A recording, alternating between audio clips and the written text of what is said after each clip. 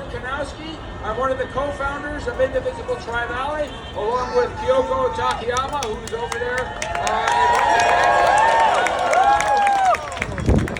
take a couple of minutes to talk about why we're all here and why there are 2,000 similar protests going on across the country right now.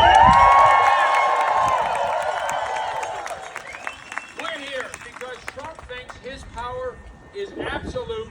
But in America, we don't do kings.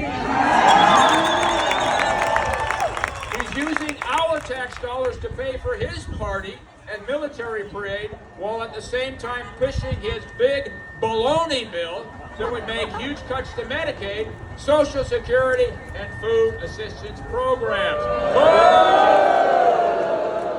So today, June 14th, 2025, we are uniting against kings who think they can subvert the Constitution by seeking a third term as president. We are rejecting the corruption and abuse of power of this administration. They've gone too far, deporting citizens, disappearing people off the streets. And now, even a U.S. senator can be detained merely for voicing his disagreement. So enough is enough. America has no kings. Okay, we're also here to deliver the message that in America, we don't do dungeons. Just down the street from here,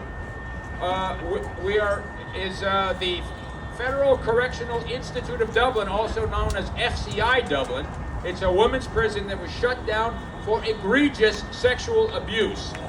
But ICE wants to reopen it and its cells full of black mold and asbestos into a detention center for immigrants right here in our backyard and using our taxpayer dollars. Excellent. So we are here to say, no dungeons! One more thing to kind of put this into historical perspective.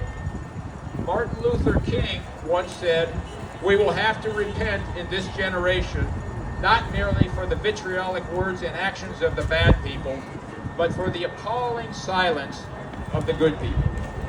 By being here today, you are using your voice and showing that you won't be silent.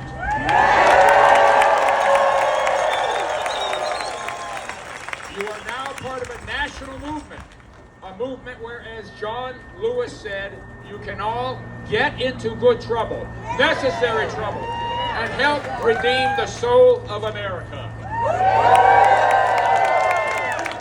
Just a couple more comments from me. Let's get this party started. We got a lot of good stuff on our program. We're going to talk about our dedication to keeping this protest peaceful and non-violent. Peaceful and non-violent. Then we're going to have a land acknowledgement to recognize the indigenous communities that originally inhabited the space where we are now standing. And then we've got some political theater to reinforce our themes, and because humor is always good for the soul. Then some great speakers, and then we'll all form a big, beautiful human chain in solidarity. So I'm going to turn it over to Roy Knifton, our head peacekeeper.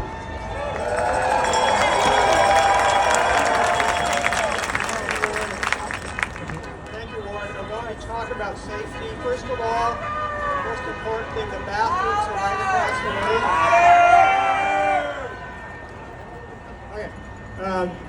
There we go. Bathrooms are over there, and in the library we have a team of peacekeepers in vests. We are here for your safety. We appreciate everyone's help in crossing safely. We are working with the police to keep this a safe event so nobody gets hurt. And one of the most helpful things you can do to keep this peaceful and nonviolent is not to engage in any way with counter-protesters. That's actually the number one thing that you all can do. And there's plenty of room. There's a few across the street. They promise the police they're going to stay there. We leave them alone. We don't engage with them.